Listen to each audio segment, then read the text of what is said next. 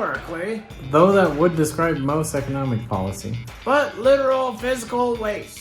The stuff we pretend disappeared once the garbage man picks up the trash. Like a toddler covering their eyes, and the universe vanished out of politeness. This is how the modern waste system works, and how it actually works for us. We buy things wrapped in things, protected by things, cushioned by things, delivered inside more things. The convenience comes at a massive cost. Globally, we generate about 2 billion tons of municipal solid waste every year. On average, that's roughly 3/4 of a kilogram per person every day.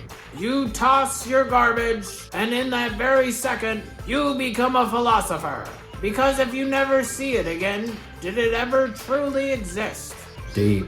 Then we haul it to a place specifically designed to make sure no one has to think about it again. The landfill, we call it. A man-made geological formation dedicated to storing our denial. Future archaeologists will call it the stratum of stupidity. The landfill operator gets paid by the ton to bury waste, meaning the more waste we create, the more profitable the business. It's the economic equivalent of paying a firefighter for every building that burns down. Over decades, that waste decomposes in anaerobic digesters and emits methane, a greenhouse gas far more potent than CO2. Globally, waste accounts for about 20% of methane emissions.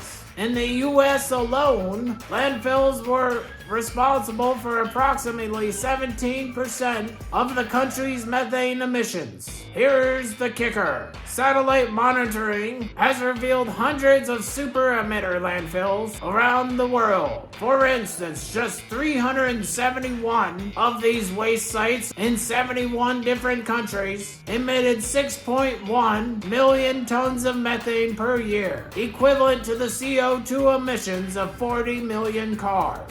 In Mexico, landfill methane is a serious issue. Studies estimate that waste-related methane emissions has almost doubled since 1990. And in Veracruz, landfill gas decomposition in disposal sites is estimated to release almost 25 metric tons of CO2 just from the methane. Meanwhile, despite the damage, we shrug and call the cleanup costs externalities. Which is just fancy econ speak for, not our problem, good luck kids. The entire chain works because land is treated like an infinite dumpster with no real carrying costs. We hide the consequences on land nobody else is forced to question. But sure, let's blame plastic straws. Now, let's imagine a system where land isn't free to dump on. In this system, you can't externalize pollution so easily. In a Georgist economy, land has a cost proportional to its value.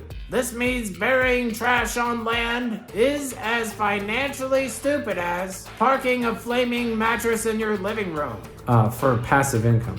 Pollution can't be externalized in a Georgist economy. If your landfill leaks methane into your neighbor's property or to the groundwater, you pay. And then suddenly, everyone becomes interested in doing things properly. Oh, incentives. How novel. Waste stops traveling like it's on an all-expensive paid vacation. When land has its true value, hauling trash long distances becomes deeply irrational. This shifts behavior towards localized solutions. Because the cost of land means you can't just dump stuff far away for cheap. Micro waste-to-energy facilities become logical. Instead of sprawling landfills, you get compact, efficient processing sites. These aren't sci-fi. They already exist. In Istanbul, Turkey, there is a waste-to-energy plant that processes 3,000 tons of trash daily, producing around 78 megawatt hours of energy. The technology exists, but why don't we use it? It's because of the incentives. In a Georgist economy, the incentives flip completely. Waste becomes a resource stream, not a burden. Not out of moral preaching, but because throwing trash away is finally more expensive than reusing, transforming, or harvesting it. When you pay for land use, suddenly burning methane, recycling, or building digesters isn't just virtuous. It's economical. In other words, you don't need to lecture people about being green. You just need to stop subsidizing stupidity with free land. If most of us accept this fundamental truth, that land's value comes from the community and that the value should be shared, then we stop seeing waste as a moral failure and start seeing it as a logical outcome of a twisted system.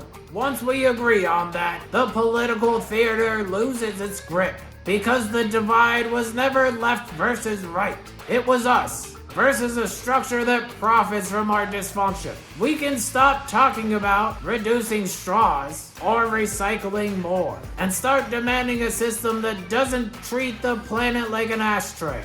So, what do? We talk to our neighbors, then we organize, then we elect our own people to push forward this policy, where land is taxed for its community value, where waste infrastructure is local, efficient, and accountable.